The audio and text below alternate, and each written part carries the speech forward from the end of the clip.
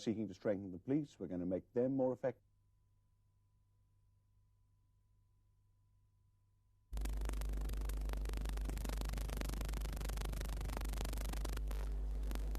This is how close the Serbians came to cutting Croatia in half. Just 2 miles from the Adriatic, the village of Crno, which this time last month was in Serbian hands. When Croatian forces recaptured the village, they found every house either blown up or badly damaged. There was evidence that the Serbs had used graves in the churchyard as bunkers, and the insignia of Serbia was daubed on walls, besides slogans of the Chetniks, the Serb paramilitaries. Many of the men involved in the action to retake the village are inhabitants of Crno. We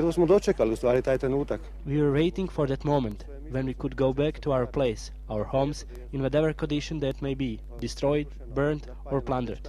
Military morale was very high. It was excellent. But the main objective of last month's Croatian offensive was the Maslenica bridge, which used to carry the main highway running down the length of the country. It was blown up by Serbian forces in November 1991, after they occupied the area during the height of the war in Croatia. 4 weeks ago, the government in Zagreb quite unexpectedly defied the UN forces policing the zone and drove out the Serbs. Despite the outcry which followed, Croatia refused to give up what it recaptured. Any hopes the Croatians had of beginning work on rebuilding the bridge straight away proved over-optimistic. The Serbs have continued shelling this area from a hillside position to the southeast, and engineering work is too dangerous. When the area is considered safe, a temporary pontoon will be built lower down the gorge. Just that will take at least 2 months. The reason why the Croatians are so desperate to rebuild the bridge was evident this week when 12-hour-long queues built up at the car ferry, which is currently the only link between northern and southern Croatia. High winds had stopped the ferry sailing for a whole day, and so blocked all military, humanitarian and commercial traffic. The local people are determined to hold on to this thin strip of land.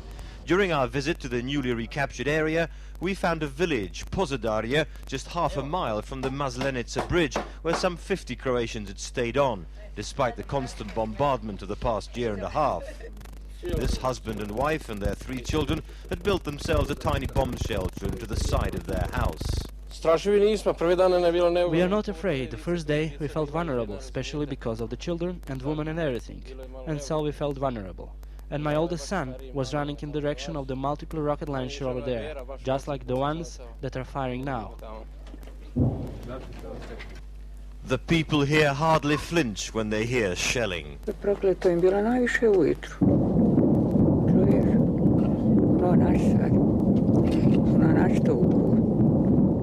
Those are our guns, the old lady says. We want to work, we want everything like that, but we can't because our field is on the way to an occupied area. So we don't ask for help, we just want to work on our field.